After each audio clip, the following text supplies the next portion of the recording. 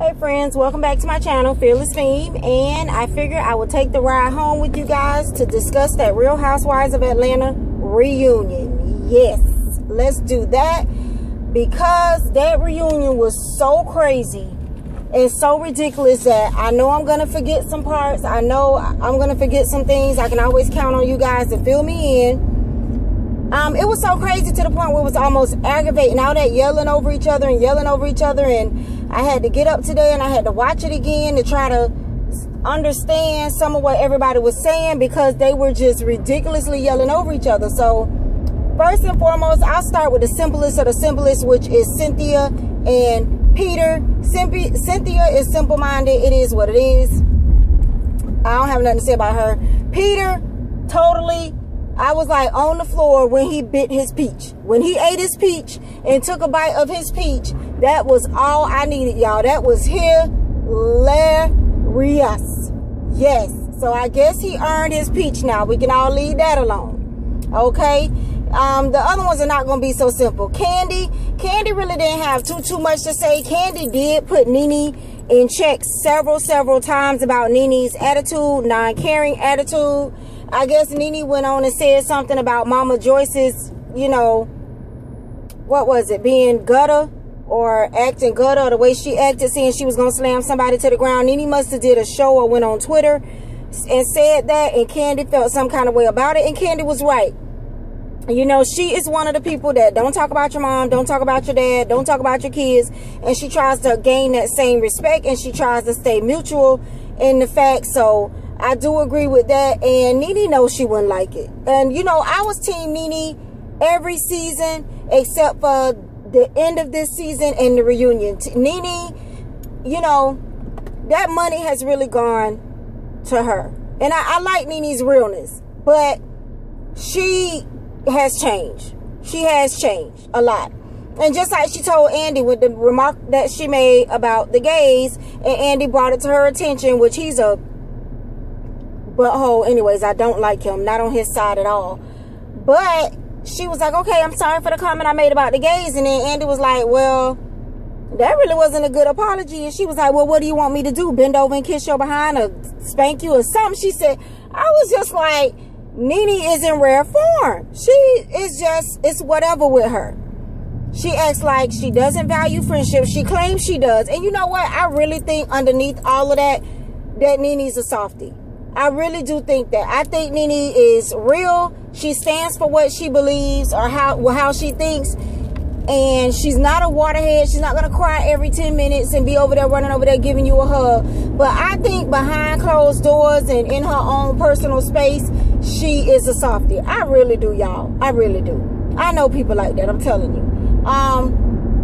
But her and Kenya went back and forth on several occasions. I mean, Dust USA, Trash USA, whatever they was calling each other. Like I said, it was so much yelling and talking over that I couldn't figure out half of the stuff that they were saying after watching it twice. I mean, it was just so much. And Andy Cohen would go and sing, thinking that, okay, they would stop, but they didn't. But I will say this, Nene can come back like this. I mean, Nene can come back for your behind. She got some words for you. She can come back on you so quick. Kenya is quick too, but you're not going to win a talking battle with Nene. This is not going to happen. So they went back and forth on a lot of things. Kenya claims that Nene was in the back at the pajama jam, you know, yelling at the producers that they're trying to make Kenya the star and she's the star. I don't know if I believe that or not. Nobody else wanted to admit to hearing it. However, I can see Nene doing that. You know, I can see Nene saying, you know, I made this show and I'm the original housewife of Atlanta. I can see her doing all of that. But whether she did it or not remains to be known. Nobody admitted that they heard her back there making all that type of fuss. So, you know, she got Kenya on paying for cars and paying for her ring. And she was like, she need to buy Greg a car. And they got her on that. And her and Greg high-fived. And those two were a mess. And those two just will never be friends. I do agree with Nene saying that Kenya is just shady. And, you know, she doesn't fool with her. I want to go to Phaedra, Apollo, and Kenya. Now, Apollo and Kenya had a lot of words back and forth. Me, personally, I do believe that Apollo and Kenya, something went down there something did happen there. I just honestly believe that. Like Phaedra said, that was 2010 or 2011 or 12 or something, and you still talking about it. Like, Kenya's not relevant if she's not talking about Portia or Phaedra or Apollo. She's not. And Phaedra has called her out on that several times. Get through something without bringing up that, and let's see if you're relevant. You know, and it is true. I do feel like something happened. However, I feel like Kenya does not let it die down. She won't let it die down. She just keeps bringing it up and mentioning. That's really all she has. What does she have, you guys? Who is she? I mean, she was Miss USA in 1945. She has nothing. She's trying to make a name for herself. So it's all to be understood. She talked about the dude at the party when they got into it. Chris, I think his name was. And he grabbed her and this and that and the other. But Phaedra shut her down, y'all. Oh! Now, I'm going to give Phaedra her props because Phaedra has pissed me off all season. But Phaedra shut her down. First of all, Phaedra was like, you were sleeping with her husband, correct? Let's be real. You were sleeping with him.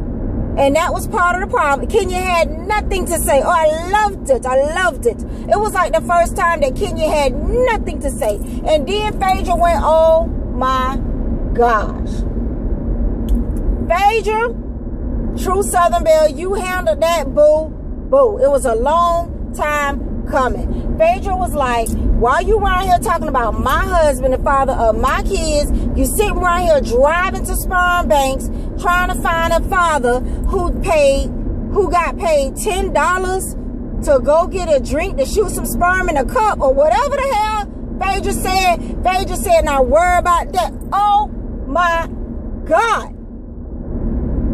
That was it. Ding, ding, ding, ding. Like case in point. Kenya had nothing to say. Nothing to say. You driving around the sperm banks looking for somebody who got sperm who got paid $10 so they can go get a McDonald's drink. Oh my God. I could have turned the TV off right then. I could have just turned the TV off right then and been done with the show. Because she did that. Phaedra threw that shade. That was epic. She shut it down. I loved it. And Kenya had nothing to say. I loved it. I loved it. I loved it. And did I say I loved it? Yeah. So, love that. Her and Apollo went back and forth. That was kind of corny. Like I said, I do believe that something went on there. You know, he was like, oh, I should have shot your video in the beginning. And I made you relevant and all this other kind of stuff. And, you know, Kenya finally wanted to shut down. Oh, I don't want to talk about it anymore. They don't want to admit the truth. I don't want to talk about it anymore. Or whatever, whatever. But Phaedra shut her down. She let Apollo and Kenya go back and forth. I do agree with what she said. You know, Apollo's his own man. He, you know, ask him. He can, you know, do this and do that and do. He claims he apologized to the dude that they got into the fight with. We don't know if he apologized to the dude or not, but he said he apologized to the dude and he talked to the dude for a couple of hours. I'm not really sure about that. I felt bad for Todd. They asked him about Candy's mother and how he felt about the things she had said behind the scenes about him. You know, and he did stress that, you know, that's his mother-in-law and that's his wife's mom, and it was, I'm pretty sure that he felt some type of way about the things she was saying because you get married. You know, it's supposed to be for life. I give them 5 years. If they do 5 years, I'll be satisfied. Todd would have proved himself because I feel like in 5 years, if you split up, it probably was for real or legitimate reasons, or, you know, I feel like that's the time span. I don't know. That's a comfortable time for me. If they make it 5 years, I'll say he was not a, what did they kept calling him? Whatever they kept calling him. If he make it to 5 years, I will say that he was not that. You know, any less than 5 years, I might have to agree with what everybody was saying. But I am Team Todd. I am rooting for him only because I wish Candy all the happiness. And I know that living with her mom all her life and her daughter is not going to bring her happiness. She wants another child and stuff like that. So I'm Team Todd. And hopefully they make it and they are prosperous. Y'all let me know what I missed. I know Portia was on the 11 o'clock thing. And I'll try to do a video on that with her. I don't remember if Portia was on. That's how irrelevant that little heifer is. I don't even remember if she was on the doggone reunion. Child.